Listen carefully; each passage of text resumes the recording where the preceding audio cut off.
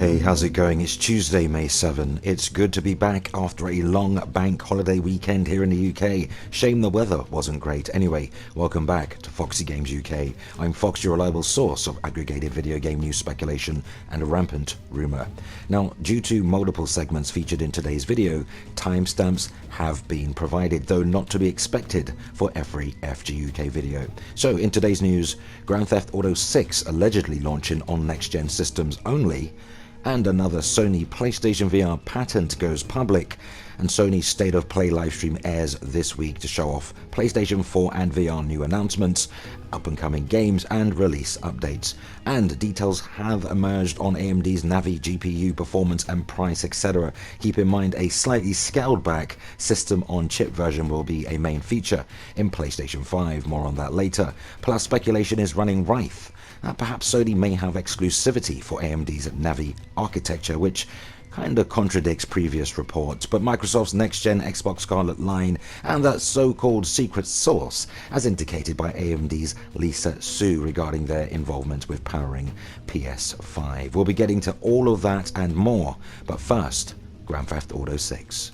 So, sourced by digitaltrends.com, Grand Theft Auto 6 rumors run rife, suggesting multiple cities and launching on next-gen consoles. So Grand Theft Auto 6 has not yet been officially announced by Rockstar Games, but rumors may have revealed what players should expect from the long-awaited follow-up to the massively successful Grand Theft Auto 5. So leaked information on Grand Theft Auto 6 was recently uploaded to Pastebin of all places, according to a Reddit thread. The leak claims that the game will feature multiple cities, with players starting in Liberty City as a small-time criminal, and then eventually moving to Vice City to join a gang. So looks like a combination of Grand Theft Auto 3 and Vice City there. Now, players will then be tasked to look after businesses in Liberty City and will eventually return to become a drug lord in Vice City. So the leak also claims that Rockstar already has an idea on when they are targeting the game's release, but the developer first wants to look at the sales of the next generation consoles, the PlayStation 5 and obviously the Xbox Scarlet. Apparently the PlayStation 4 and presumably also Xbox One will not be able to run Grand Theft Auto 6 due to memory restrictions. Now, Grand Theft Auto 6 will also reportedly feature flashbacks in between missions, with certain shops selling different types of items in different eras. Stranger dialogue, which Rockstar implemented in Red Dead Redemption 2, is also said to be coming to the game. Now, Rockstar has big plans for Grand Theft Auto 6's online component, according to the leak, as well as major content such as new towns. Now, the developer is also said to be working with Sony and Microsoft to enable cloud gaming. Now, the leaker is, of course, anonymous, so there is no way to confirm the authenticity of the information. However, as noted in the Reddit thread, the leak was taken down from Pastebin, but not by its creator because it was uploaded by a guest account with an unlimited timestamp. Now, did Rockstar push for the information to be removed? Which I suppose is a fair question to ask. Now, another Grand Theft Auto 6 leak comes from a non-traditional source for video game information. The company review website Glassdoor, a current Rockstar employee, in his advice to management listed several sentences that seems to spell out GTA 6 LSVCLC with their first letters. This may be alluding to locations of Grand Theft Auto 6, namely Los Santos, Vice City and of course Liberty City. It remains unclear whether Rockstar will finally officially announce GTA 6, which reportedly started development as far back as 2016. If these rumors are true, it is shaping up to be even bigger than Grand Theft Auto 5. Now, here's my thing. There's been many rumors about Grand Theft Auto 6, hasn't there? I mean, we've heard some kind of Narcos-type influence into the game, where you start off in the US, then you end up in South America and become a drug baron, drug lord, whatever.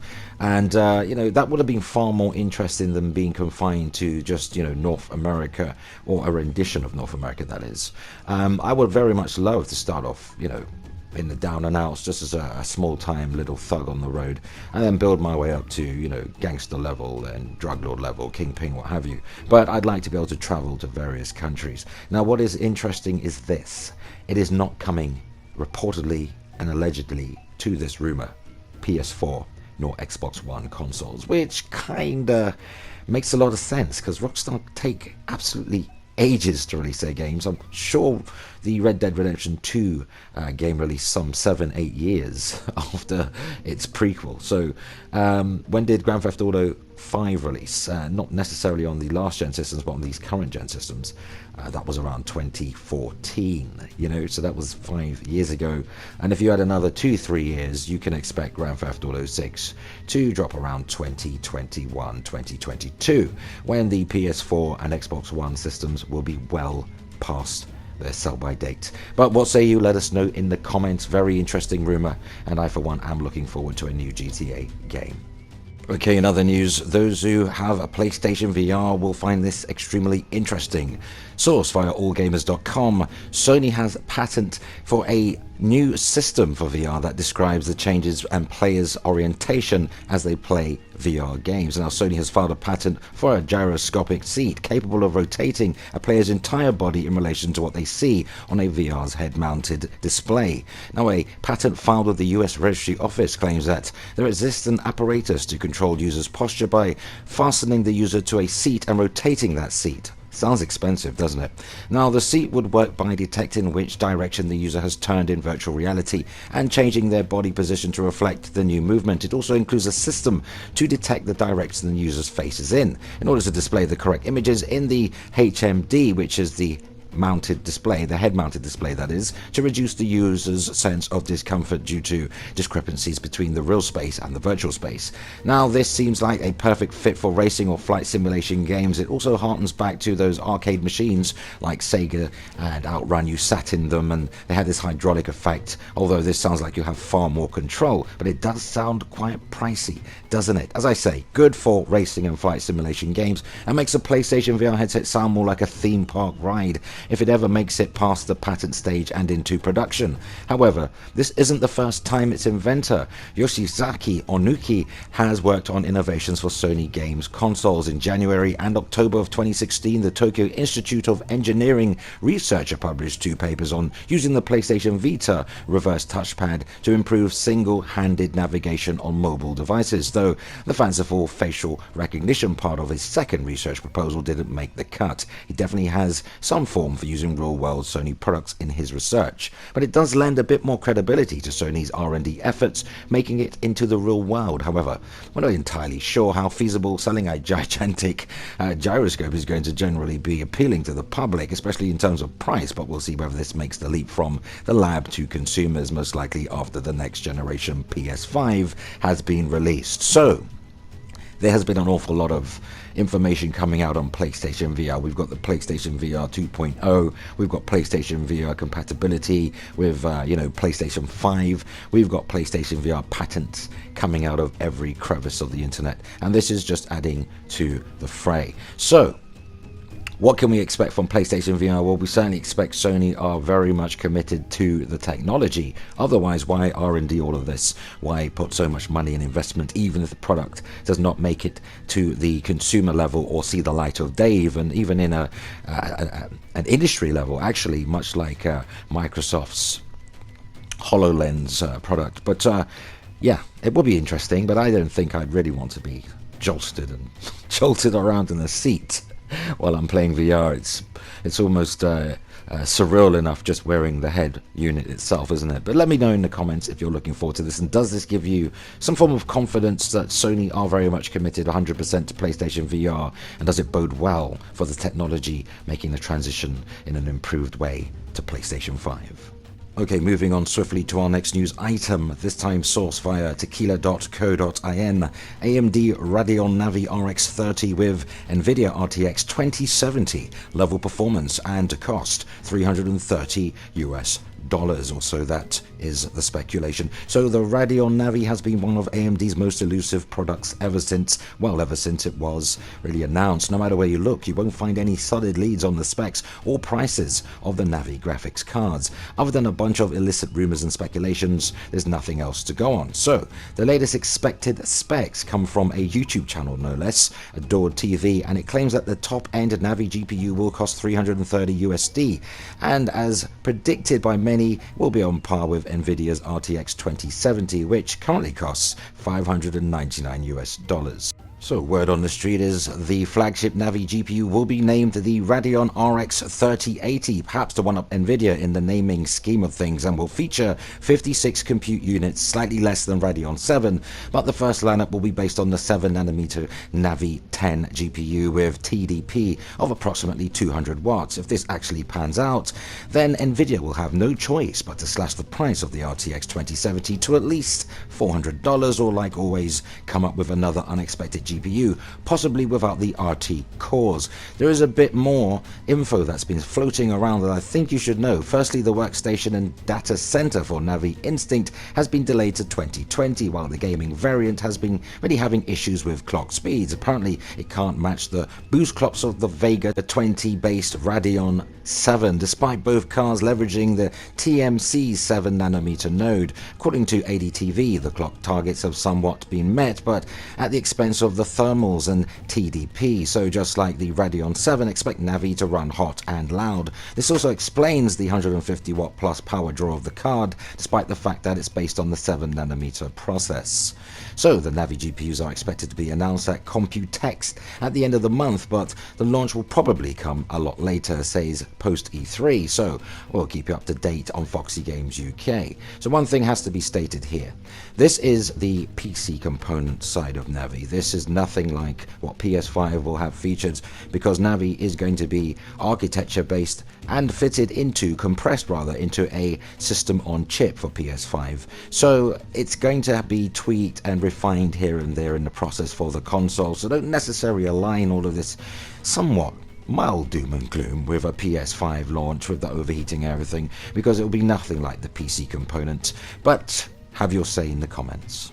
So let's stick with Navi for the meantime. Could Sony secure PlayStation 5 exclusivity for an AMD Navi APU? This time this comes courtesy of ptgamesn.com. So we're going to cover AMD, Sony, Microsoft, and of course that special secret source that we've been hearing so much about. So AMD's CEO Dr. Lisa Su has once more been talking about the work its semi-custom division has been doing with Sony to get the Zen 2 processors and the upcoming AMD Navi Silicon working for the needs of the PlayStation 5. But just how much influence has Sony had on AMD's next-gen graphics architecture?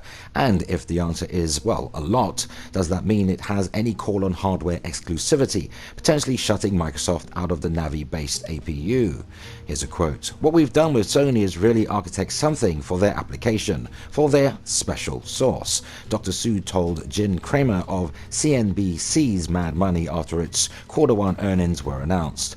So Sony isn't just taking an off-the-shelf component and jamming it into the PlayStation-designed chassis. No, AMD has been specifically working with Sony to produce technology that fits whatever the special sauce is that's in the PS5. Well, your guess is as good as mine there. I mean, special sauce is a word bandied around many times before, notably buzzed around the Xbox, especially when chatting tech with Kramer. It seems similarly last year the pair were talking shop when she explained about the relationship with two of AMD's most important semi-custom clients, Microsoft and Sony. Here's another quote. "We're working with both Sony and Microsoft on consoles, and they both have their specific secret sauce that we're helping them do." Well, there you go, people. So much sauce. Now we have AMD going to really beating at the heart of both the next-gen consoles, but you also know what they say, too many cooks spoil the broth, or this time sauce. So which of Sony or Microsoft has the upper hand and most input into AMD's next-gen CPU and GPU technologies, if they've any tangible influence at all, and what impact will that have on the PC space? So we've discussed this many times on the Gamer Couch podcast and similarly on individual videos uploaded here on this very channel. Welcome to new subscribers and existing ones, by the way. So in terms of the involvement that Microsoft and both Sony have with AMD, it seems like Sony's far more involved in the Navi architecture, because there were a lot of rumors going about and from multiple sources, multiple corners of the internet, so there has to be a little bit of weight to it that Sony part financed the architecture of the Navi GPU. So in that regard, perhaps Sony does have some say in, well, getting first dibs, maybe a timed exclusivity, maybe a rollout rollout, initially for just the PlayStation products and PC space, and Microsoft indeed has to wait, and therefore if that's the case, then there will be no Navi architecture inside any of the Scarlet range. However, this is speculation, and there is no tangible evidence to suggest that Sony have exclusivity on the Navi architecture. However, I do firmly believe that Sony does have some financial influence in the makeup of the Navi GPU, especially the SoC version that's going into PlayStation 5. And all this talk of secret source really means nothing to the average user, and I would liken this secret source to somehow be able to facilitate some hardware level based ray tracing, perhaps help with the memory pool and the accessibility of the RAM through the pipeline, thus faster loading speeds. We already know Sony's using an SSD drive coupled with a regular bog standard hard drive, so we'll see how that pans out. But do let us know in the comments your thoughts on all of this. And to cap off our final news item, this time courtesy of PlayStation.blog, a new State of Play will air on the 9th of May at around 11 PM British summer time. So Sony are excited to share that State of Play will return with a new episode this Thursday on the 9th of May at around 11 PM BST or midnight CEST, that's Europe, and will be a quick show, only around 10 minutes, but they've got some PS4 updates that they couldn't wait to share with you. So PlayStation Worldwide Studios will be showing off an extended look at the upcoming Medieval remake, and as well as a first look at a new title. That sounds very promising. And we'll have other updates and announcements from upcoming PS4 games. Hopefully we'll get some news on perhaps Death Stranding. I wouldn't hold my breath though. So you can watch the live stream on Twitch, YouTube, Twitter and Facebook as per usual. As always, Sony are always reading back your feedback and comments, so please keep them coming. There's a lot more in store for State of Play Episode 3, which will return later in the year with more news and updates on the world of PlayStation. As I say, don't expect a whole lot here. Don't get your hopes up only to be let down, because as we all know, State of Play is not your E3 level live announcement shenanigans. It's more like updates for PlayStation VR and games we've all been looking forward to, like The Last of Us Part 2, for instance, Ghost of Tsushima, and of course, you know, Days Gone, which is already launched, and we got that in the last State of Play, so there you go. And although there's mixed feelings on Days Gone, I'm certainly enjoying my time with the game, even after 40 hours of play. So let's see what is coming in terms of Sony, perhaps dreams, an update on that. We'll find out. So stick with it, everybody.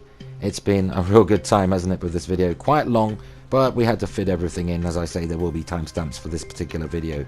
But what say you? Go ahead, sign off, share your thoughts and opinions on today's news, because that unfortunately brings us to the end of another video. But let's continue the discussion in the comments. And for all your current and next-gen news updates, rumor and rampant speculation, go ahead, hit the like button, spread the word, and oh yes, keep it locked to FOXY Games UK. Remember, all relevant links, and there are plenty of them, where applicable, can be found in this video's description. Go ahead, subscribe to FOXY Games UK, remember to hit the notification bell so you never miss content, thumbs up if you like it here, and help us reach more like-minded gamers simply by sharing this video.